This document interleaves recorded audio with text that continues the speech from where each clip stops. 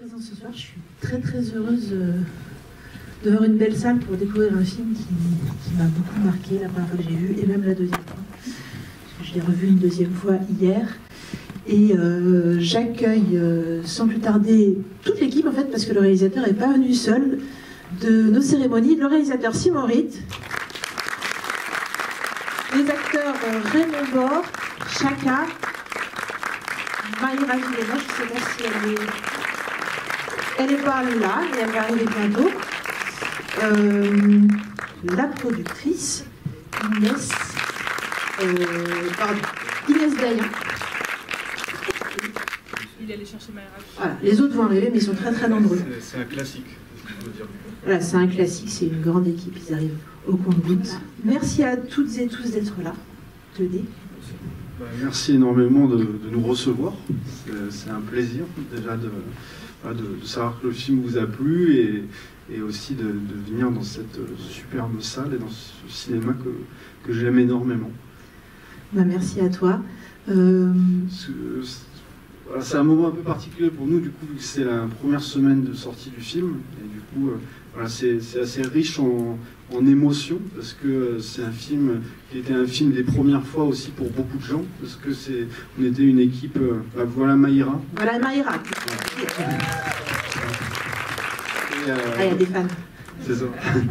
Du coup, c'était un film, je disais, un peu des premières fois qu'on était une équipe assez jeune, et pour beaucoup, c'était mon premier long métrage, c'était le premier long métrage que produisait Inès, et voilà, et tous les acteurs aussi, c'était une première fois. Du coup, voilà, il y avait plein de choses comme ça, et on accompagne ce film à la sortie. On est très heureux et très émus.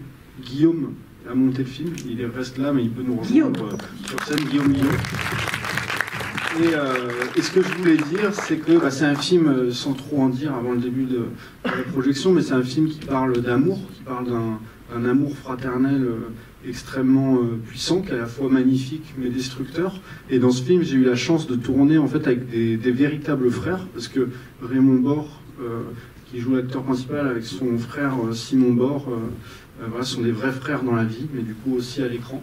Et pour moi, c'était une chance d'avoir cette réalité dans le film, mais cette réalité qui joue à plein de niveaux, parce qu'elle joue aussi au niveau de tous les comédiens. Comme je disais, c'était leur première expérience de cinéma, et c'est la première fois qu'ils étaient devant une caméra, qui jouaient dans un film. Du coup, vous allez les découvrir, et chacun m'en nourrit. C'est-à-dire que Chaka, qui joue dans le film, est rappeur, et c'est quelque chose qui m'a aussi nourri au niveau du personnage. Maïra, qui joue l'actrice principale, elle est peintre, et du coup, c'est des choses qui habitent le film. Et je dis ça parce que c'est un film qui a été adapté aussi pour les gens avec qui je l'ai fait.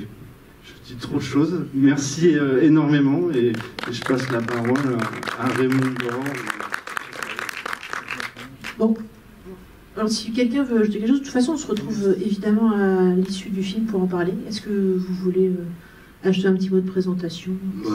Bonsoir déjà. Nous, on veut juste déjà vous dire merci d'être là. On espère que vous allez prendre autant de plaisir à le voir que nous, on a pris plaisir à le faire, ce film. Ça a été une très grande expérience pour nous tous. On espère que vous allez voyager dans l'univers de Simon grâce au travail de tout un chacun. Et que vous prendrez du plaisir. Voilà, regardez vraiment ce film avec le cœur. C'est beau pour le cinéma français ce qu'on fait. Et merci d'être là pour soutenir. Et c'est encore merci beaucoup en tout cas.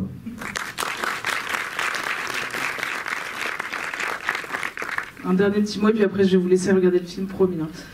Déjà, merci beaucoup Marie, merci Obélias de nous accueillir. On est très contents, surtout en première semaine d'exploitation. C'est important pour nous de venir défendre le film auprès de vous comme ça. Et donc on sera là après la séance pour parler avec vous. Et je sais que c'est toujours pas évident de prendre la parole après un film, surtout celui-là, vous allez voir, vous n'êtes pas dans un mood d'échange particulier, mais en tout cas, on est là pour ça. On prend énormément de plaisir à discuter avec les spectateurs et spectatrices. C'est pour ça, nous, en fait, qu'on fait des films, c'est pour vous rencontrer après. Donc vraiment, n'hésitez pas, même si vous n'avez pas de questions, juste à nous parler de ce que vous avez ressenti, que ce soit positif ou négatif. Mais en tout cas, sentez-vous à l'aise. On a l'habitude, on est trop content d'être là et très fiers aussi de pouvoir le faire ensemble. Voilà, je vais vous laisser tranquille. Donc le film est sorti, il est en salle. Si vous avez aimé, parlez-en à tout le monde autour de vous. Et si vous n'avez pas aimé, n'en parlez surtout à personne. Gardez-le. Merci beaucoup. Bon film. Merci pour toutes ces bonnes vibrations d'avant-séance. Très bon film à toutes et à tous et à tout à l'heure.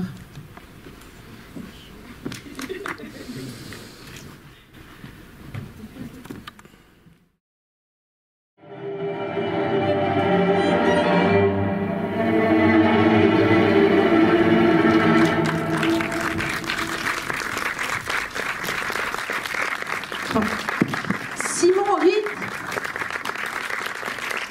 Raymond Bord, Mayra Milena,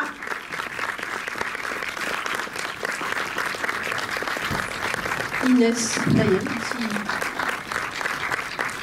et Mathieu.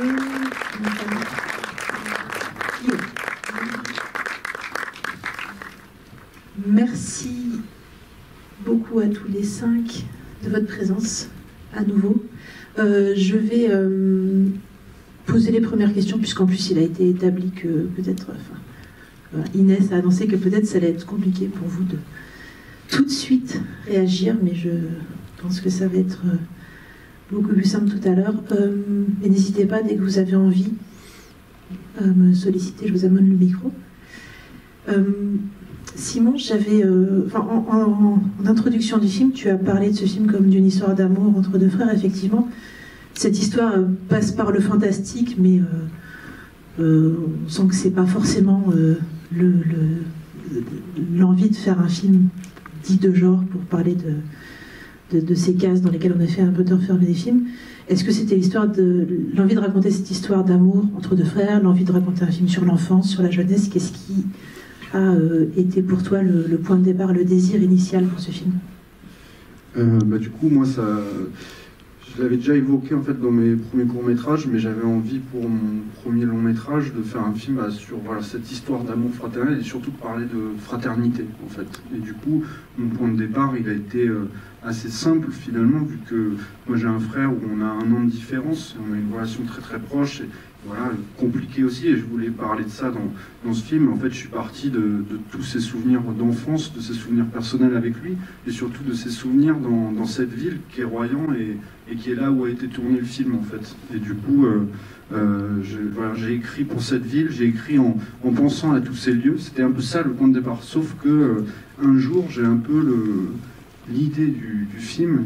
Quand je dis l'idée du film, c'est le concept un petit peu du film qui est en fait ce frère qui doit tuer son frère et le ramener à la vie. Cette idée de mort et de résurrection qui apparaît un peu comme ça et qui était l'origine aussi du film, parce que j'avais l'envie de raconter cette histoire, mais il y a cette idée, ce concept qui apparaît, et je me disais que c'était une belle métaphore, une belle symbolique justement pour raconter cette relation d'amour-haine qu'on peut avoir pour un frère.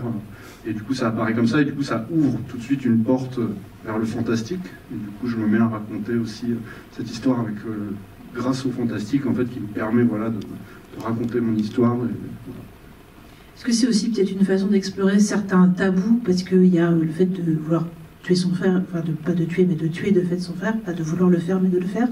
Puis il y a aussi la question de l'amour entre eux, puisqu'il y a la question du rapport au corps. Pour le faire revenir, il faut l'embrasser sur la bouche. Il y a tout ça aussi qui traverse, je trouve, le film de façon très subtile, mais qui est quand même présent. C'est-à-dire que voilà. Est-ce qu'il y avait ça aussi dans le fait de traiter ça de façon fantastique? Il y avait en tout cas l'envie de parler d'un secret, c'est-à-dire de parler de l'enfance comme, c'est-à-dire le moment où il le ramène, ce petit bisou qu'il fait. Il y a quelque chose du geste de l'enfant finalement très innocent et instinctif, un peu de donner un baiser d'amour à son frère, quelque chose de très mignon, mais voilà, c'est le baiser du coup qui donne la vie. Mais finalement, là où le film devient plus étrange, c'est vu qu'on les retrouve et qu'ils grandissent et que ce baiser est toujours là. Et que du coup, il y a un truc où c'est un film aussi sur des garçons avec une violence, avec des corps masculins violents, mais avec ce petit bisou qui est toujours là. Et du coup, c'était toujours ça qui m'intéressait, de jouer sur les contrastes, en fait, avec voilà, cette virilité, cette violence des corps masculins, et en même temps, quelque chose de l'amour, et quelque chose de très, très sensuel aussi, et voilà, très, très étrange avec ce bisou d'enfant, quoi. Très tendre, et qui fait aussi référence à des contes de Prince Charmant, le bisou pour réveiller. Totalement, ouais. Bah, de toute façon, il y avait l'idée de contes, de fables, un petit peu dans le film, et après, moi, j'avais vraiment aussi l'envie de raconter cette histoire un peu comme déjà une tragédie, mais de m'inspirer par exemple beaucoup de la mythologie grecque, de faire une sorte de... C'était dans l'idée de me dire, faire une sorte de mythe un peu contemporain comme ça, et de faire de tous ces jeunes un peu de tous les jours des héros aussi, et de faire d'eux des héros tragiques, quoi. En parlant donc de tes jeunes acteurs, peut-être une première question pour Raymond. Simon a parlé de la chance qu'il avait d'avoir pu travailler avec deux vrais frères pour jouer ce rôle-là. Est-ce que toi, tu penses que c'était plus simple ou plus compliqué de jouer avec ton frère le rôle de son frère, dans le sens où est-ce que de voir en lui un personnage, ça t'a aidé pour le jeu, ou il y a quelque chose que tu devais te dépasser pour le voir comme un personnage, en fait? Enfin, je sais pas si c'est... Oui, forcément, ça m'a aidé. Juste par exemple, d'aller au casting avec mon frère, même si c'est mon petit frère. Je sais pas si vous le savez, mais dans la vraie vie, c'est mon petit frère.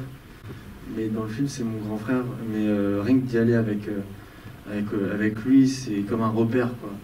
Tous les castings qu'on a fait, toutes les répétitions, c'est quelque chose qui était très similaire avec le sport qu'on faisait avant, les entraînements et tout. Donc, ouais, forcément, ça m'a aidé. Après, de se mettre à sa place, c'est toujours très compliqué. C'est de prendre des baffes à la place de les mettre, c'est sûr, c'est plus compliqué. Mais c'est un travail. On a beaucoup travaillé ensemble. Et on a travaillé avec Simon, le réalisateur. Donc, forcément, ouais, c'est compliqué au départ, mais on travaille pour. Le fait d'incarner donc le petit frère, c'est quelque chose qui a été proposé assez vite par Simon, Simon, donc réalisateur, puisque le frère s'appelle Simon aussi, bien comme vous l'avez noté. Donc, c'est quelque chose qui a été décidé assez vite, ou c'est une question qui a été... alors là, je sais pas quand est-ce que en fait, quand je les ai vus au début, je savais pas vraiment. Ça a mis un petit temps, et aussi de... Voilà, moi, ce que j'avais vraiment envie, c'est de rencontrer des jeunes vraiment pour suivre. Mais quand je les rencontre, du coup, il y a beaucoup de temps qui passe, passer du temps ensemble, où ils me parlent de leur vie, voilà. Et tout de suite, ouais, j'ai senti, je sais pas pourquoi, que ce soit Simon qui joue le grand frère. Et je crois qu'il y a quelque chose, en fait, en y réfléchissant après, je me disais qu'il y a quelque chose qui me plaisait aussi dans l'idée de casser une dynamique. C'est-à-dire que ça joue plusieurs niveaux, c'est-à-dire que le film, il leur ressemble, parce qu'ensuite je l'ai adapté pour eux, et qu'il y a beaucoup d'eux dans le film, mais finalement de casser cette dynamique et d'inverser les rôles, ça permet aussi de faire qu'ils incarnent finalement vraiment un rôle, et qu'ils doivent composer quelque chose. Donc ça, c'est quelque chose qui me plaisait, et aussi je crois que à l'écriture, le personnage de Tony et le personnage de Noé, ils étaient encore plus différents. C'est-à-dire que le personnage de Tony était encore plus dur, le personnage de Noé était encore plus sensible, timide comme ça. Et d'inverser aussi cette dynamique me permettait finalement de rapprocher aussi les personnages, d'amener peut-être la douceur aussi de Simon dans le personnage de Tony, des choses comme ça, voilà, qui les rapprochait. Et après, ce qui est arrivé aussi quand je les rencontre et quand on fait le film, c'était, je me disais, en fait, ils sont plus si éloignés, ces personnages, et finalement, j'avais l'envie de faire un film avec un personnage un peu à deux têtes, quoi. Que ce soit un personnage principal et c'est eux deux en même temps. Oui, il y a une vraie gémellité qui jaillit sur certaines scènes, peut-être notamment la scène du bord de mer, le travelling, enfin, que je veux parler. Voilà, comme ça. Qui est une scène assez extraordinaire aussi. Ça, ce qui est dingue, c'est que du coup, Raymond, il en a parlé un petit peu, mais c'est des sportifs du coup de très haut niveau. Simon et Raymond, ils ont passé toute leur vie à s'entraîner ensemble, du coup à faire du wushu ensemble. Et c'est vrai que moi, j'étais allé voir des entraînements qu'ils faisaient, du coup, je les voyais s'entraîner. Et je me disais, c'est fou comme leur mouvement. De les voir tous les deux, c'était tellement puissant que en fait, si on regarde le scénario, il y avait écrit Tony et Noé marchent le long de la promenade du bord de mer à Royan. Et finalement, je leur ai dit, vous ferez au mouvement comme dans les répétitions. Et c'est un film en fait, qui est ultra répété, qui a été très quadrillé, mais par exemple cette scène, on ne l'avait pas répétée. C'est-à-dire que on est arrivé, je leur ai dit, bah, faites comme vous avez l'habitude de faire. Et ils ont commencé à faire ces mouvements, et on tournait, il y avait le soleil qui se couchait, c'était magnifique, parce que ça, au montage, on se le disait avec Guillaume, c'est que ce plan, il raconte finalement les 10 ans qu'on n'a pas vus, quoi. Et parce qu'on sent rien que dans leur manière d'être ensemble, de faire cet entraînement de kung-fu, ça raconte plus que n'importe quel mot, n'importe quel dialogue, et on voit toute leur complicité là-dedans. Et ça, du coup, c'est eux qui l'amènent avec leur pratique du sport de combat aussi. Mayra, alors je vais te féliciter parce que je trouve le rôle sur le papier est peut-être pas forcément évident de ce personnage entre deux frères, et je trouve que tu l'incarnes vraiment avec une force assez bouleversante, je trouve, donc bravo. Je veux savoir comment toi tu avais déjà comment tu t'étais retrouvée sur ce casting et comment tu avais accueilli toi parce que je crois que c'est ton premier film aussi en tant que comédienne. Comment tu avais accueilli ce projet, comment tu avais accueilli ce personnage? Oui, c'est mon premier film. J'ai été castée vers la fin, je pense, des castings. Tout début. Ouais. Ah non, mais vous aviez déjà vu quand même beaucoup de Cassandre avant. Quelques-unes, mais finalement, enfin pour dire, c'est que on avait vu finalement très peu de Cassandre, et que moi j'ai tout de suite flashé sur toi, et on en a très peu vu ensuite, quoi. Et les frères, tu as vu, ils sont arrivés 1 an et demi après, après que toi t'es casté. Je t'avais pas dit officiellement que ça serait toi, quoi. Oui, voilà, c'est ça. C'est qu'en fait j'ai vu d'autres pères de frères, du coup, et la plupart n'étaient pas des vrais frères, jusqu'à ce que je rencontre les frères Bord. Et non, c'était une très bonne expérience, le casting, j'ai beaucoup aimé cette expérience. Et oui, donc j'ai su que sur le tard que j'ai été prise. Mais non, c'était, comme disait Simon, c'était beaucoup de discussions. En fait, on arrivait aux répétitions, en fait, de manière très, très naturelle. On discutait beaucoup avant de nos vies personnelles. On se rencontrait, en fait, on s'apprivoisait comme ça, de cette manière-là, en discutant. Et ensuite, on répétait. Mais cette manière de connaître, ça a apporté, en fait, au personnage. Puisque du coup, en discutant avec Simon, j'ai pu apporter des détails de la personnalité de Cassandre qui n'étaient pas dans le scénario. Donc, non, ça, c'était hyper intéressant de développer ce personnage avec Simon. Alors que, c'est ma première expérience, mais j'imagine que dans d'autres expériences, on suit le rôle à la lettre et on a peut-être moins de liberté d'apporter sa propre personnalité au personnage. C'est sûrement ça qu'on fait la richesse, je pense. Deux questions. D'abord aux frères. Est-ce que dans votre vie de frère, vous avez déjà eu envie de tuer votre frère? Et après, j'ai une deuxième question pour Cassandre. Est-ce que le tableau, vous l'avez peint, à quel moment vous l'avez peint, le tableau qu'on voit dans le film? Moi, le tableau, du coup, je l'ai fait avant le film, donc pas du tout en rapport avec le film. Et c'est en discutant, du coup, en montrant mes peintures, que Simon a eu l'idée de l'inclure dans le film. Mais non, c'était assez intéressant, parce que c'est une toile qui montre quand même une jeune fille en lassant avec un air un petit peu malicieux, ce corps nu d'un homme, donc c'était hyper drôle. Tu m'avais quand même écrit en me disant j'ai fait une toile qui va trop te plaire. Ah ouais, tu m'avais écrit ça. Et du coup, parce qu'en fait, ce qui est fou quand même, c'est que moi je découvre Mayra aussi avec ses peintures.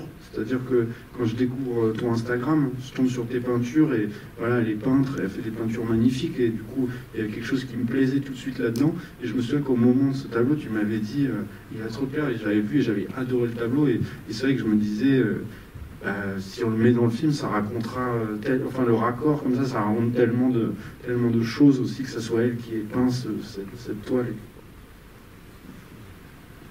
Oui. Non. Et lui aussi, il a eu envie de... Ah oui, non, mais après, on ne sait pas, il n'est pas là. C'est les relations de frères.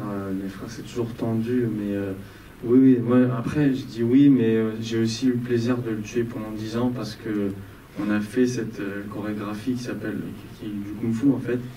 qu'on fait depuis 10 ans, qui colle exactement avec le film, mais où je lui donne la mort à la fin de cette chorégraphie. Vous pouvez aller voir sur YouTube. Hein. Allez voir ça, c'est assez incroyable.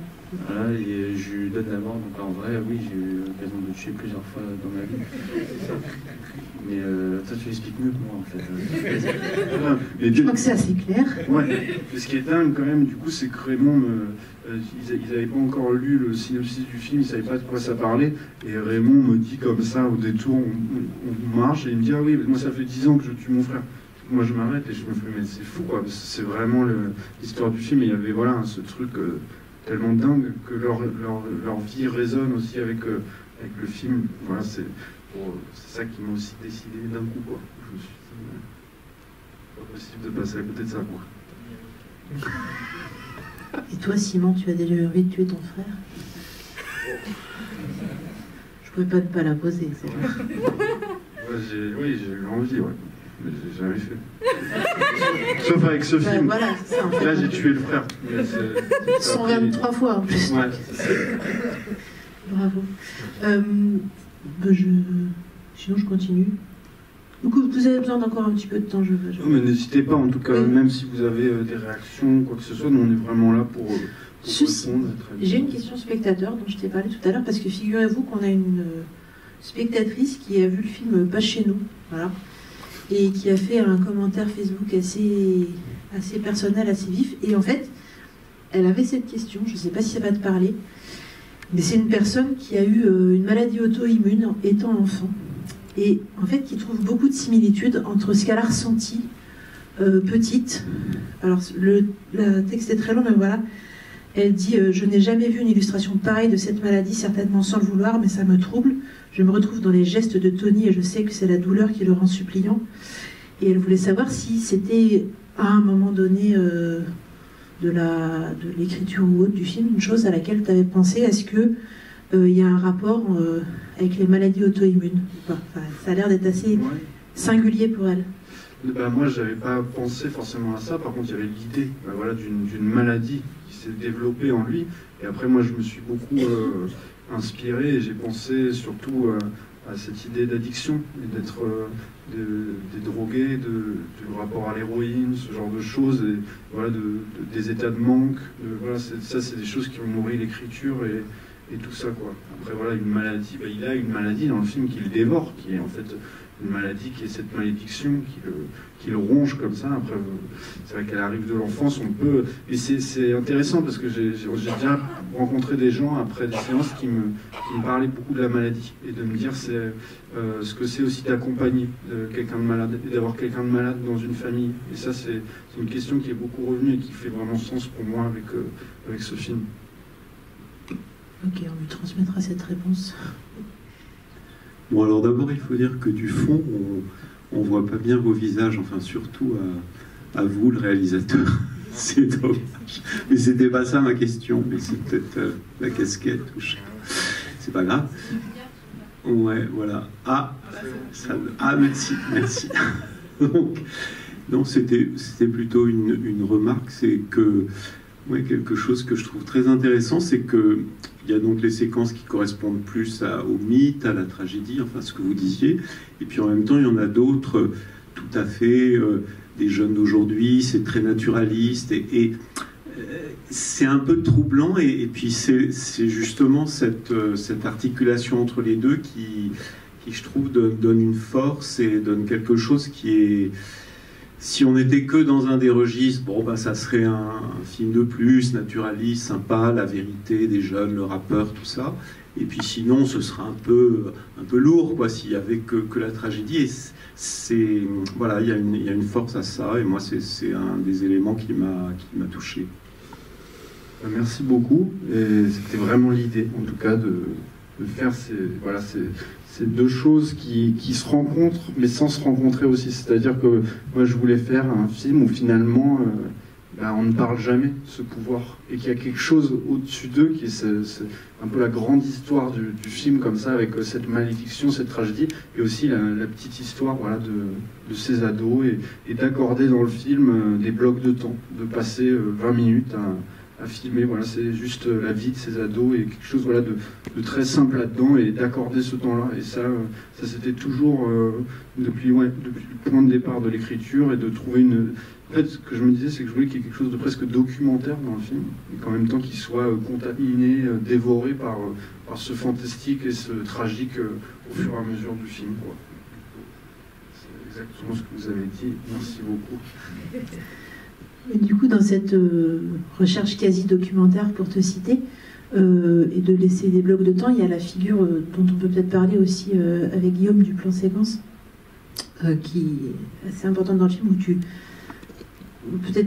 peux expliquer comment tu laisses tourner, peut-être pour saisir la vérité de leur rapport. Enfin, tu peux nous parler un petit peu de ça et puis de savoir comment du coup au montage ça se travaille, ça se retravaille. Enfin...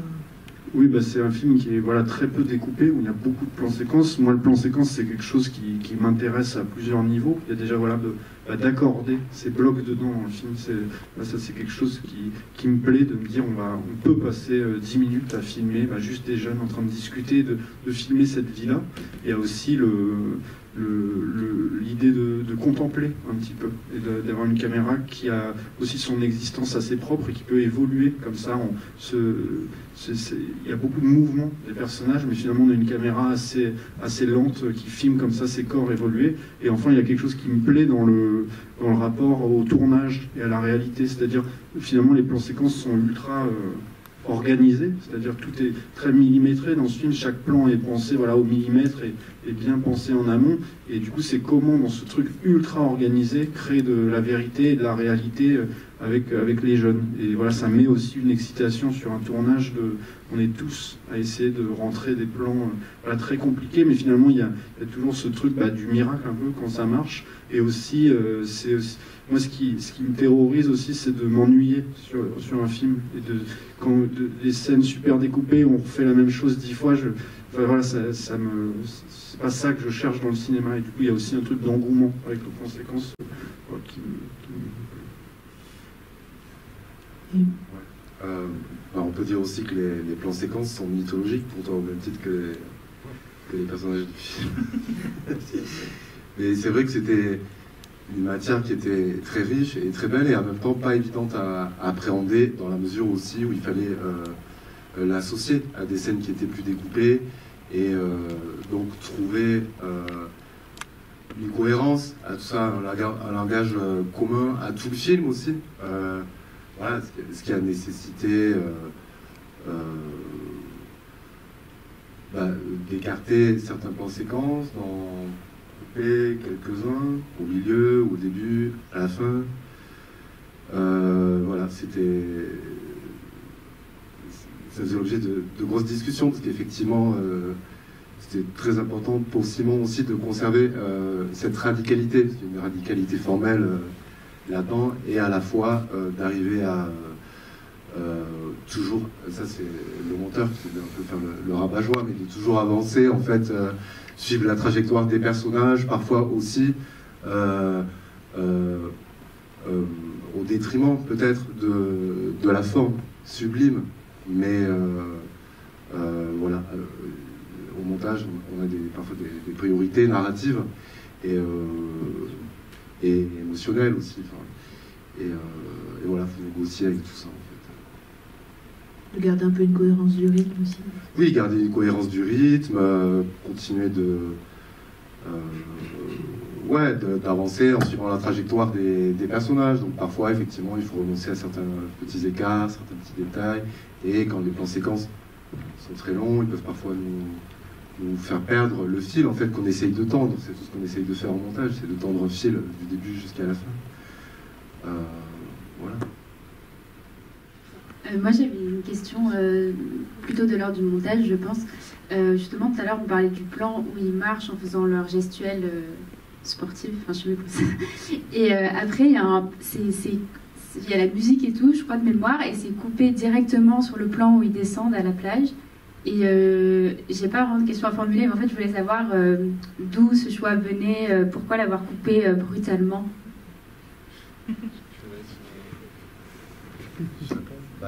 Je pense que c'est avant tout un choix de mise en scène et de goût du réalisateur.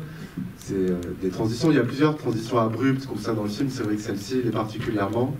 On les a discutées, mais après, bon, ça faisait partie des désirs de Simon, de la forme du film, d'être un peu sec, de secouer un peu le spectateur aussi. Bah, moi, c'était vraiment l'idée aussi de jamais installer totalement le spectateur, qui est quand même un côté pas trop confortable dans le film. Et ça, c'est quelque chose que j'avais envie de faire, et notamment dans une séquence comme ça, qui est quand même très généreuse, c'est-à-dire qu'ils sont magnifiques, ils font leur mouvement, il y a un coucher de soleil, la musique est belle, il y a plein de choses, et je me dis c'est très agréable, et ça peut aussi tomber d'un coup dans quelque chose d'aussi facile, et du coup j'ai eu l'idée de rattraper d'un seul coup, comme ça, qu'il y ait un mouvement de recul en fait, c'est-à-dire ah d'accord, le film va pas me faire que des cadeaux quoi, en fait. Et pourtant, on l'a beaucoup apprécié celui-là. On l'a regardé très très souvent tellement c'était beau. Mais c'est ça, mais du coup, c'est un beau cadeau parce qu'il arrive comme ça et qu'il faut en profiter, quoi. Raymond est très énervé contre cette coupe. Il m'en parle à chaque projection. Du coup, voilà, vous pouvez en discuter avec lui.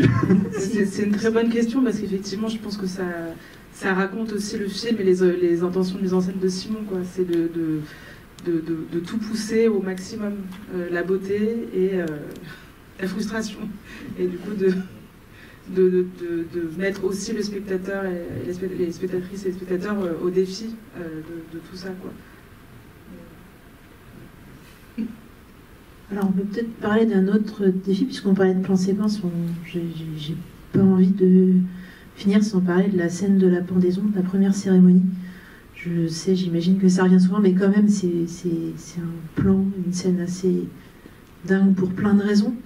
Peut-être notamment une première, c'est que c'est vrai qu'il y a un tabou qui est brisé aussi, là, c'est quelque chose qu'on n'a jamais vu, de cette mise à mort bienveillante, disons-le. Et pour moi, c'est ça qui permet de filmer ça et de le montrer sans être dans quelque chose de malsain et de comment dire, je ne trouve pas le mot, mais bon, de voyeuriste, etc. Et voilà, je voulais savoir comment tu avais pensé cette scène, qu'est-ce qui t'avait... voilà, quelle était ton idée, qu'est-ce que tu voulais montrer? Bah, il se trouve que ce plan, en fait, c'est un plan que j'avais en tête dès vraiment le début de l'écriture du film. C'est vraiment un plan un peu originel de ce film. J'avais vraiment l'idée, voilà, de cette caméra qui passe par la fenêtre, qui montre cette cérémonie, en fait, qui est la seule vraie cérémonie qu'on voit de tout le film, qui se passe bien à l'écran, entre guillemets. Et mon envie, c'était de la filmer en plan séquence, déjà. Parce que, pour moi, c'est ce moment qui va sceller un pacte avec le spectateur. C'est de se dire, ah oui, cette mort est arrivée sous mes yeux, en tant que spectateur, je l'ai vue, et à partir de ce moment-là, je crois à ce qui se passe, et je crois qu'il est mort, et voilà, je suis avec eux. Et pour moi, il y avait cette idée, voilà, de faire cette cérémonie en plan séquence, qui est un truc qui s'est jamais fait au cinéma encore, parce que c'est pas possible concrètement de faire ça. Du coup, c'est un plan qui était très très compliqué à mettre en place pour réussir, voilà, à le faire en un seul plan. Et voilà, et après, c'est un film quand même dans toutes ces scènes de violence qui amènent à se poser des questions. C'est un film sur des garçons qui mettent en scène une violence, et du coup c'était toujours de trouver la distance, la bonne distance face à ces morts et face à cette dureté. Et dès le début du film, c'est un film quand même, dans les 3 premières minutes, il y a un enfant qui meurt, et de filmer un enfant qui meurt au cinéma, c'est une responsabilité aussi. Dès le début, il y avait cette idée de comment mettre en scène cette violence, et de la distance à trouver, et dans des plans qui nécessitent énormément de travail sur le plan, par exemple, des effets visuels, comme ce plan de cette chute de la falaise, où voilà, moi je voulais qu'on soit très loin et que ça soit montré vraiment comme un accident, et de quelque chose, un acte concret qui s'est passé, et c'est pour ça que la caméra est loin, et je voulais qu'il n'y ait surtout pas de pathos à cet endroit-là. Il s'est passé quelque chose de terrible, ça arrivait, c'est un accident. Voilà, c'est pour ça que je voulais le filmer de loin comme ça. Oui. Bonsoir, déjà bravo pour ce premier long métrage, et bravo aux acteurs qui commencent.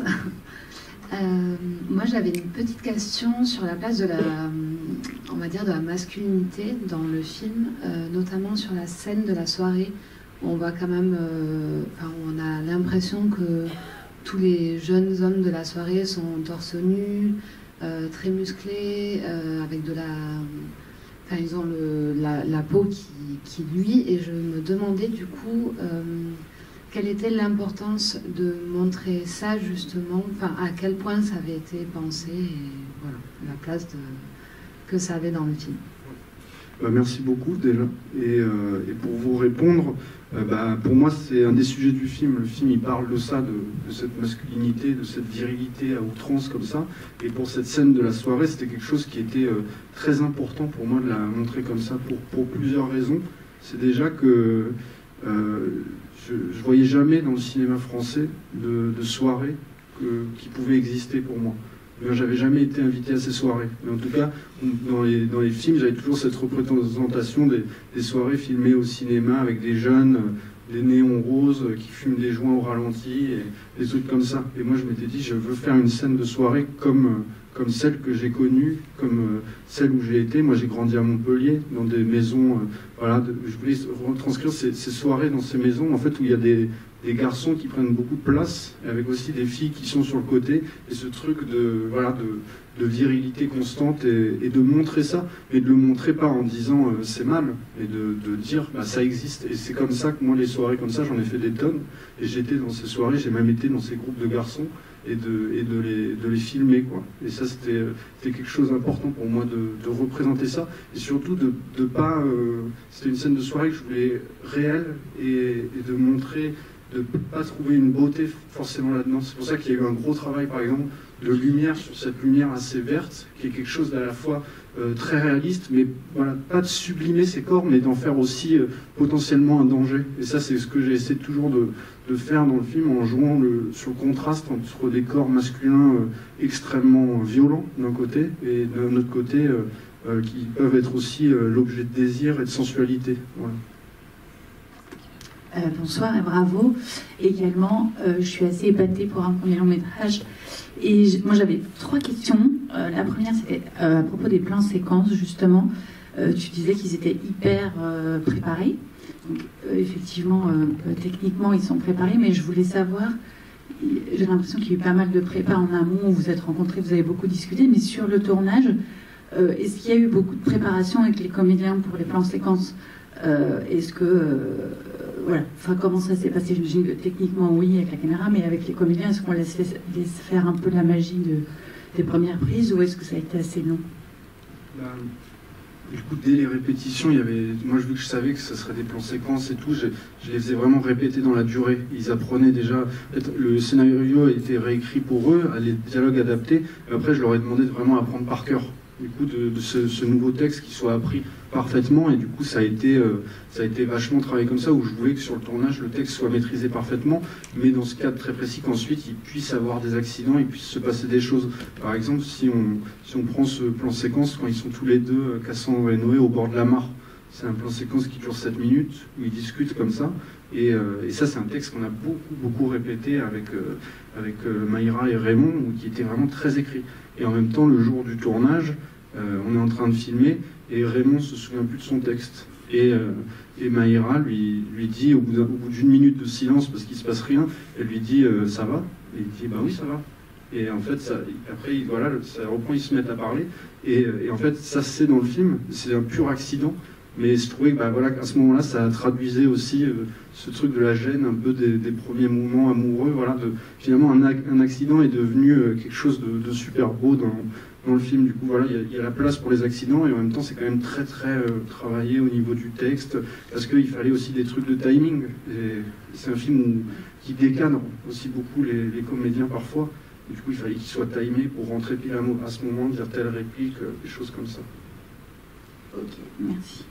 Et deuxième question, je vais rajouter quelque chose. Non, c'est que ça me fait penser qu'en fait, oui, on a beaucoup travaillé le texte, mais on n'a pas forcément travaillé les gestes, parce que il y avait une distance. Enfin, Raymond et moi, on est des personnes très différentes, et il y avait quand même une distance avant d'arriver sur le tournage, et donc on répétait les scènes en disant le texte appris par cœur, mais on ne faisait pas les gestes comme dans le film. Et donc ça a laissé de l'interprétation. Enfin, par exemple, cette scène-là, du coup, de la mare, le temps, le fait qu'on ne coupe pas la caméra, ça nous a laissé l'opportunité peut-être de se donner la main, des choses qu'on n'avait pas du tout répétées, qui étaient complètement naturelles. Et sur d'autres scènes aussi, la scène intime où on couche ensemble, c'était pas du tout répété. Enfin, c'était répété, mais pas voilà. À ce point-là, quoi. On a quand même fait beaucoup de boulot sur ces scènes intimes pour débloquer aussi on les a quand même un peu chorégraphiés, quoi, tous ces moments justement pour essayer de faire au mieux, quoi, pour ces scènes, quoi. Merci. Et alors, je ne sais pas si c'est moi qui suis la seule à avoir sursauté dans la salle, mais au moment justement du plan séquence de la pendaison, j'ai eu l'impression, je ne sais pas si c'est moi qui ai sauté, qu'il y ait justement eu un raccord, juste un espèce de cut, un raccord dans le mouvement au moment du lâcher de la corde. Mais c'est peut-être moi qui ai juste sursauté. C'est l'émotion qui vous a fait sauter. Ouais, ok. Il y a un raccord, mais qui est à plusieurs endroits en fait, dans le plan. Et du coup, c'est un faux plan séquence. Oui, ok, d'accord, c'était ma question. C'est un espèce de long fondu oui. dans tout le plan. Du coup, les choses changent au fur et à mesure et on passe d'un plan à l'autre un petit peu comme ça. Et au moment de la pendaison, il se passe quelque chose, mais qui est vraiment... si vous l'avez vu, vous avez j'ai l'œil. Un œil de l'un. Oui, ok, merci. Et dernière question pour Iris, je voulais savoir... comment on dit oui à ce genre de film, parce qu'on sait qu'en France c'est un peu compliqué justement c'est pas un genre qui est super d'avoir un peu d'extraordinaire dans l'ordinaire, et je voulais savoir comment vous aviez accepté, comment ça s'était passé la rencontre et la décision d'aller sur un film comme ça. Du coup, il faut savoir que moi j'ai produit les courts-métrages de 6 mois avant, donc on se connaissait bien et on avait déjà une expérience de collaboration ensemble, et Simon était très jeune en fait, parce qu'il a fait ce film à 24-25 ans. Et en fait, on était en repérage d'un de ses courts-métrages, et je disais quand même, ce serait peut-être le moment de penser au long, tout ça, même si t'es jeune. Et il me dit, mais justement, j'ai une idée. Et là, il me raconte juste l'histoire de ce pouvoir, d'un frère qui tue son frère et qui le ramène à la vie. Et en me disant, oh là là, au début, il voulait pas me la dire parce qu'il disait, non mais c'est une idée tellement dingue, j'ai peur que quelqu'un me la vole, tout ça. Et effectivement, j'ai trouvé que c'était une super idée, qu'il y avait beaucoup de travail pour en faire un film. Mais avant tout, moi, ce qui m'a convaincue de faire ce film, c'est que je me suis rendu compte que non seulement il y avait un bon concept, mais qu'en plus, c'était une manière pour Simon, comme il l'a dit tout à l'heure, de raconter quelque chose de très intime. Et que du coup il y avait non seulement un metteur en scène extrêmement talentueux et très audacieux, mais aussi quelqu'un qui avait quelque chose à raconter, et que ça venait vraiment des tripes. Et pour moi c'est ça en fait, qu'un film soit compliqué à produire ou très facile, c'est pas la question, c'est surtout de savoir si ça vaut la peine d'être vu et entendu, voilà, si la personne derrière a vraiment quelque chose à raconter. Et comme là je savais que c'était porté par quelque chose de très fort, de très puissant, j'étais convaincue que ça allait être bien, voilà. Et je ne suis absolument pas déçue parce que je trouve qu'il est allé vraiment au bout de ça, de ce récit intime, et d'explorer une forme de cinéma qu'on ne voit pas vraiment aujourd'hui au cinéma. Merci beaucoup. Merci beaucoup. Eh bien, merci à tous et toutes pour ce très beau film, pour votre présence. Je crois que vous pouvez applaudir à nouveau l'équipe de nos cérémonies.